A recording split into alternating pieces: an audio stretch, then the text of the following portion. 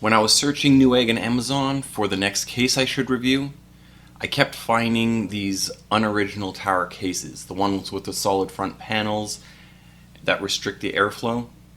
It quickly dawned on me that I was looking for something different, and when I came across the Core V21 by Thermaltake, it seemed to be exactly what I was looking for. And spoiler alert, it is definitely different than those unoriginal tower cases.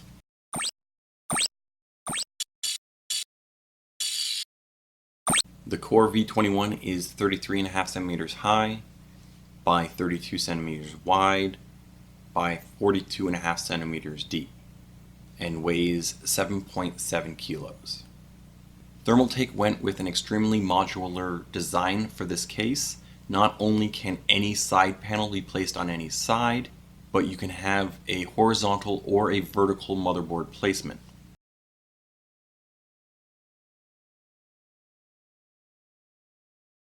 Two of the side panels have magnetic dust filters. One side panel has an acrylic window, and the last has 4 plastic feet, as well as a power supply dust filter and space for 2 120mm fans. The plastic feet do have foam pads to help stop the case from sliding around on the desk. Each side panel is held in by 2 thumb screws and have 2 rails of folded steel to help align the panel for the slotted connection at the front of the panel. The Core V21 has an SPCC steel chassis with both the exterior and interior painted black. The front panel is black plastic with a steel mesh front. It also has a thin foam dust filter wedged in between them. The front panel can be easily removed by pinching the plastic nubs on the inside of the case and pulling away. By removing the front panel, we find a pre-installed 200mm intake fan. Please note this is the only pre-installed fan in the case. Oddly, we find an optical bay cutout, but there is no bay, meaning Thermaltake at one point in time was thinking of having an optical drive option, but thankfully they changed their mind. The I/O is also on the front of the case and consists of 2 USB 3.0 ports, the audio out and microphone ports, as well as the power and reset buttons. And by removing a single screw, you can rotate the I/O to each side of the front. And because of the cutout on the front panel, this means the front panel needs to rotate along with the I/O, which leaves the Thermaltake branding not orientated correctly. But Thermaltake did thankfully realize this and made the logo magnetic. At the rear of the case, we find the motherboard I/O cutout, along with 5 expansion slots with reusable covers that have a plastic cover to cover the expansion slot screws. We also see the location for the power supply and some ventilation for the internal drive cage.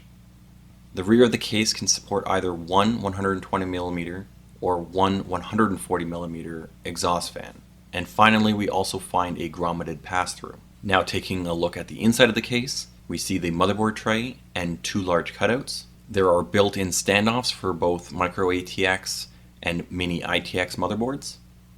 This chassis can house up to a 350mm graphics card, with the maximum height of the CPU cooler being 185mm. On the backside of the motherboard tray, we find the location for the power supply. Thermaltake provides a power supply bracket that helps secure the power supply. Beside the power supply, there is also a 3-bay storage cage. The sleds can hold a 3.5-inch or a 2.5-inch drive. If you don't want the storage cage and a little bit of extra room for cable management, that's not a problem. By removing 3 screws and sliding the cage to the front, it can be easily removed. There are also 3 2.5-inch sleds that can be fastened to the motherboard tray. This is on the opposite side of the case. So, for those keeping count, the Core V21 can have up to 3 3.5-inch and 3 2.5-inch drives, or 6 2.5-inch drives. Now taking a look at the cooling options, and this is where things get interesting, because the Core V21 can house up to 9 fans. It comes with a 200mm intake fan at the front. That 200mm fan can be switched out for 2 120mm or 2 140mm fans, or even a 240mm or a 280mm radiator. The rear of the case can support either one 120mm or one 140mm exhaust fan, or a 120mm or a 140mm radiator. See where this is going? In the stock configuration, directly above the motherboard tray, we find two sets of fan rails. To remove the fan rails, you need to bend up the tabs and slide the rails to the rear of the case. You should be careful and hold onto the fans, or they may drop. Each set of rails can have two 120mm or two 140mm fans, or again, you can have up to a 280mm radiator in each set of rails. It all depends on the configuration you want to go with. The top of the case can have up to four 120mm fans, or two 120mm fans and two 140mm fans. Or the sides can each have two 120mm or two 140mm fans and the radiator equivalent. And finally, the bottom panel can fit two 120mm fans. So yes, it is possible to fit three 280mm rads in this case. Now, why someone would do this outside of just for lols, I have no idea. Well now, I think I've spent enough time talking. It's now time to build.